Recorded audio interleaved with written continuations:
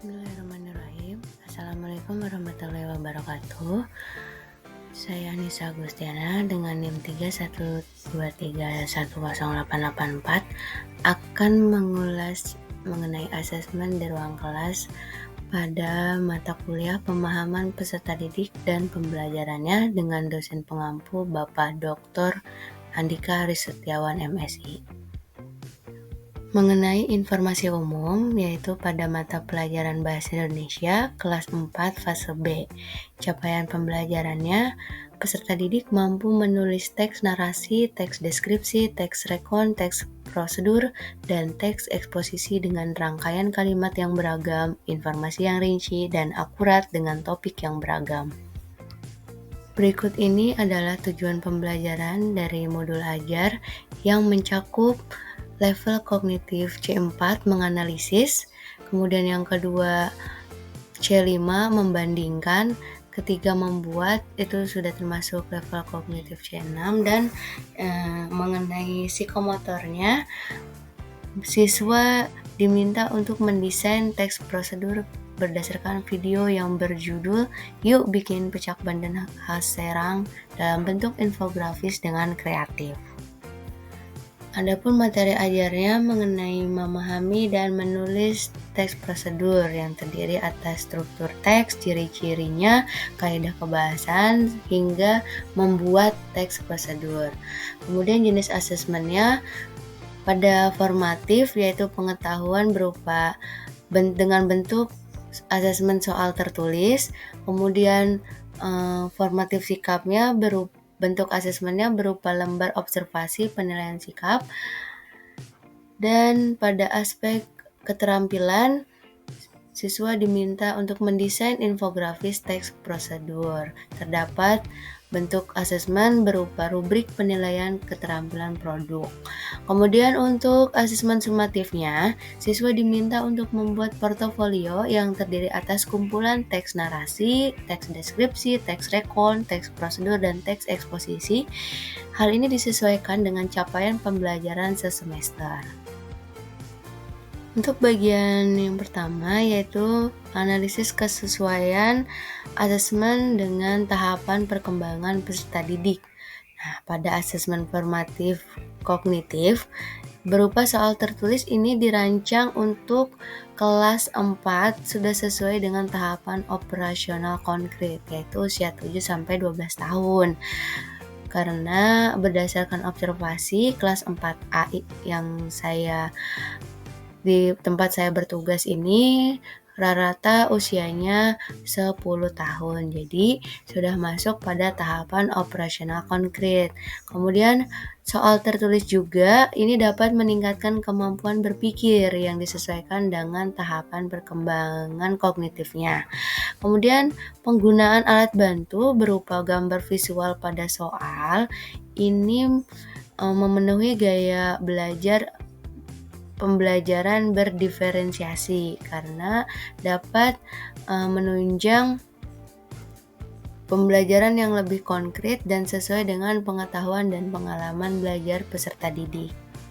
Pada penilaian diskusi kelompok, mengukur aspek yang terdiri dari bernalar kritis, gotong royong, dan kreatif, di mana guru merancang lembar observasi untuk penilaian sikapnya agar dapat memudahkan dalam mengobservasi para peserta didik ketika pembelajaran berlangsung. Kemudian rubrik penilaian produk atau mengukur aspek keterampilan ini fokus pada indikator yang mencakup isi teks prosedur, kerapihan produk, dan keindahan produk. Penilaian produk juga dapat meningkatkan kreativitas peserta didik dalam mendesain teks prosedur dengan tepat. Bagian yang kedua terkait analisis kesesuaian dengan asesmen dengan lingkungan, budaya, dan karakteristik peserta didik. Pada asesmen formatif pengetahuan, di sini guru dapat mengaitkan dengan lingkungan budaya peserta didik. Dapat disajikan berupa konten-konten soal yang terdiri dari gambar makanan khas Banten yang relevan dengan pengetahuan dan pengalaman belajar peserta didik. Kemudian penilaian produk juga membuat infografis setelah mempertimbangkan konteks budaya peserta didik dengan menggunakan contoh kearifan lokal berupa pecak bandeng.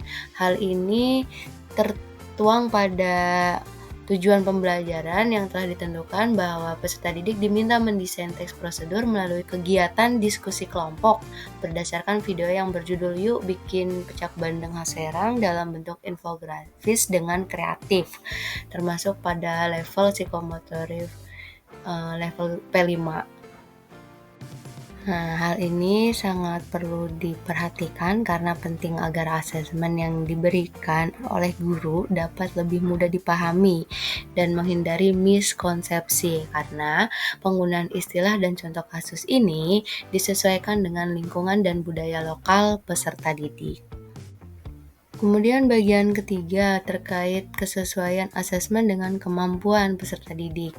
Asesmen ini dirancang untuk mengakomodasi berbagai kemampuan, khususnya pada soal pilihan ganda, memenuhi kebutuhan peserta didik yang masih mengembangkan keterampilan membaca dan menulis mereka. Kemudian untuk soal esainya, memungkinkan peserta didik memiliki kemampuan tingkat tinggi untuk menunjukkan pemahaman mereka. Untuk lebih terstruktur, guru dapat membuat berbagai jenis tipe soal agar dapat memberikan ruang yang sesuai dengan kemampuan peserta didik. Karena tipe soal dari yang paling mudah menuju tingkatan yang tersulit. Selain itu, guru dapat merancang pedoman penskoran untuk memastikan bahwa peserta didik ini dinilai berdasarkan kriteria yang jelas. Berikut ini pedoman penskoran pada penilaian pengetahuan. Nah, kemudian penilaian produk ini memberikan ruang bagi peserta didik untuk meningkatkan kreativitas dan literasi mereka dalam pembelajaran bahasa Indonesia. Meskipun peserta didik berada di kelas yang sama, namun bukan berarti kemampuan mereka berada di tingkatan yang sama. Maka dari itu, dalam penyusunan asesmen yang digunakan pada proses pembelajaran, guru perlu mempertimbangkan tahapan perkembangan dan kemampuan peserta didik agar pembelajaran ini berpihak pada peserta didik. Kemudian bagian mana dari asesmen tersebut yang menunjukkan kesesuaian bahwa sudah memberikan ruang bagi peserta didik untuk memberikan umpan balik terhadap proses pembelajaran. Pertama, diskusi kelompok mengenai aspek sikap atau afektif. Peserta didik dapat aktif bertanya dan mengemukakan pendapatnya. Peserta didik dapat lebih berani menyampaikan pendapat dan keyakinannya dan memiliki rasa ingin tahu yang besar terhadap hal-hal baru. Kemudian soal tertulis terletak pada soal nomor 5 mengenai peserta didik yang diminta untuk membuat teks prosedur dengan struktur dan kaidah kebahasaan yang benar. Nah, soal esai ini memberikan ruang bagi peserta didik untuk memberikan umpan balik terhadap proses pembelajaran mereka, khususnya pada aspek kognitif atau pengetahuannya. Kemudian portofolio membantu peserta didik untuk merefleksi diri dan pencapaian mereka selama 1 semester. Asesmen merupakan bagian terpadu dari proses pembelajaran, fasilitas pembelajaran, dan penyedia informasi yang holistik atau menyeluruh sebagai umpan balik untuk mendidik, peserta didik, dan orang tua agar dapat membantu mereka dalam menentukan strategi pembelajaran selanjutnya. Meskipun penilaian ini memberikan kesempatan bagi siswa untuk menunjukkan pemahaman mereka, masih terdapat bukti terbatas untuk memberikan umpan balik tentang proses pembelajaran. Nah, maka dari itu, guru tidak hanya menilai pada aspek kognitif saja, melainkan pada aspek afektif dan psikomotor. Ini penting untuk menghasilkan informasi yang holistik. Nah, jika Anda menjadi guru di kelas, hal apa yang ingin ditingkatkan untuk memaksimalkan efektivitas asesmen? Beberapa hal yang ingin saya tingkatkan mengenai yang pertama, menerapkan pendekatan TRL atau Teaching at the Right Level dengan memberikan soal evaluasi yang berbeda tipe. Misalkan tipe A bagi yang paling mahir, tipe B bagi yang mahir, dan tipe C perlu bimbingan. Jadi terdapat 3 tipe asesmen.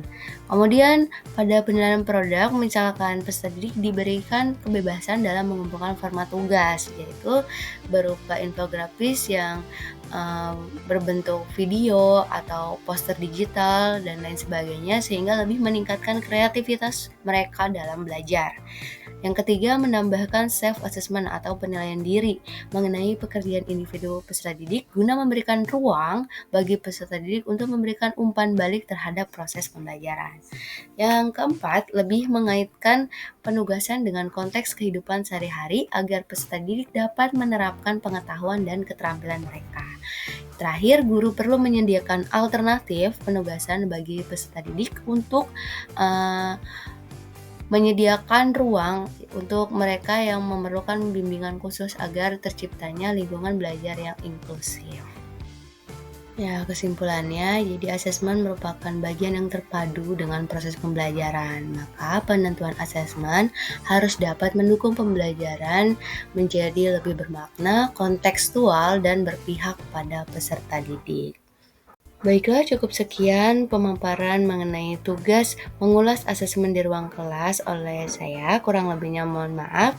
Wabillahi taufiq wal hidayah. Wassalamualaikum warahmatullahi wabarakatuh. Terima kasih.